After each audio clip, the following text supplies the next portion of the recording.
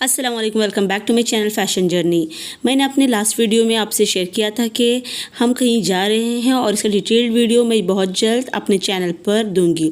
तो गाइस, इसमें मैं 3 बातें आपसे शेयर करूंगी कि किस तरह मेरे बेटे का एक्सीडेंट हुआ और हमने बाइक वालों के साथ क्या किया और लाइफ केयर हॉस्पिटल में क्या हुआ।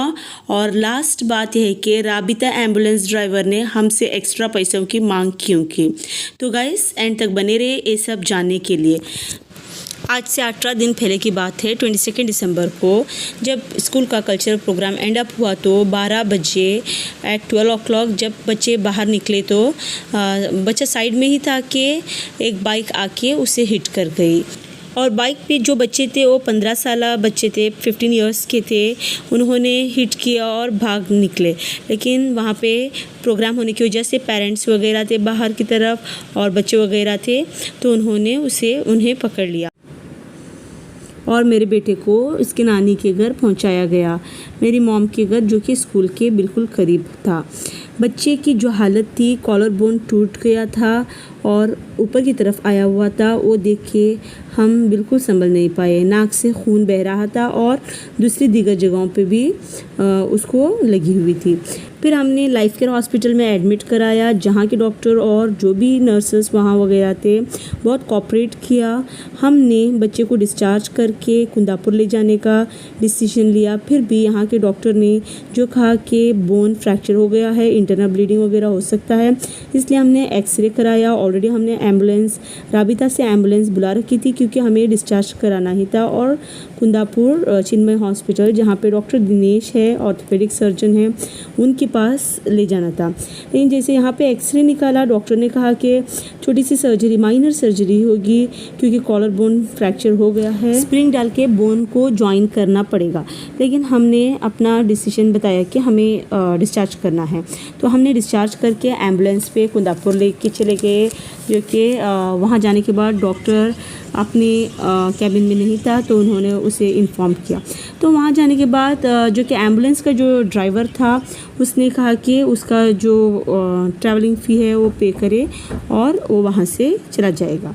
तो हमने उसे थोड़ा रुकने के लिए कहा क्योंकि अभी तक डॉक्टर नहीं आया हुआ था और उससे हमें पता भी नहीं था कि वो डॉक्टर क्या करने वाला है, सर्जरी करने वाला है, एडमिट करने वाला है, कुछ भी आइडिया नहीं था।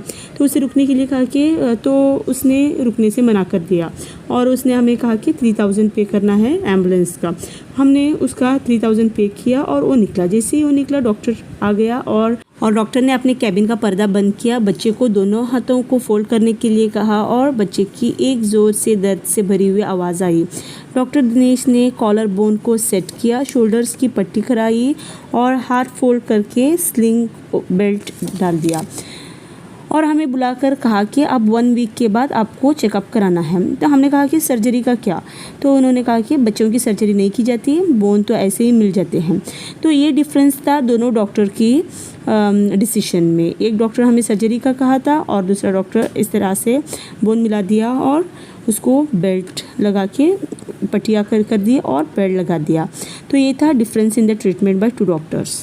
अब सवाल ये पैदा हुआ कि वापस कैसे जाना है। तो हमने एम्बुलेंस को फ़ोन किया, वापस बुलाया। जब हम घर पहुंचे तो उसने हमसे एक्स्ट्रा पे करने के लिए कहने लगा।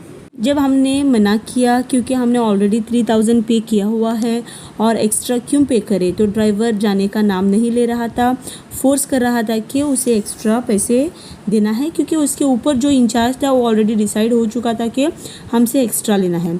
क्या यही होता है एम्बुलेंस का काम, मजबूर लोगों का फ़ायदा उठाना? तो घर के पास एक मेल पर्सन थे जो उन्होंने गुस्से से उस इंचार्ज से बात किया, धमकी भी दी।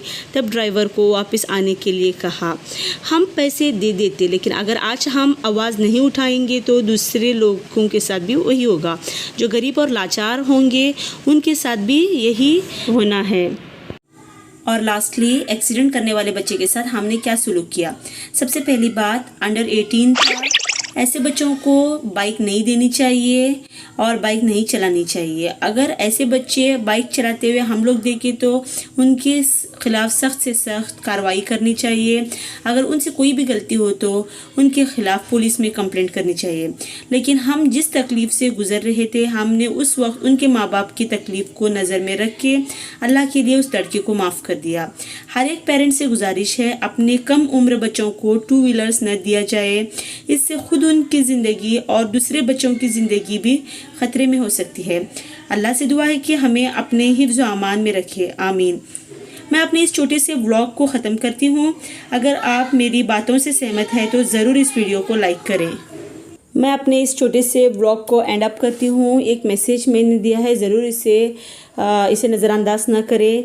इंशाल्लाह बहुत जल्द मिलेंगे एक नए वीडियो के साथ। अगर आपने मेरे चैनल को सब्सक्राइब नहीं किया है तो सब्सक्राइब कर ले, बेल आइकन को क्लिक कर लें और सेट फॉर ऑल पे रखें।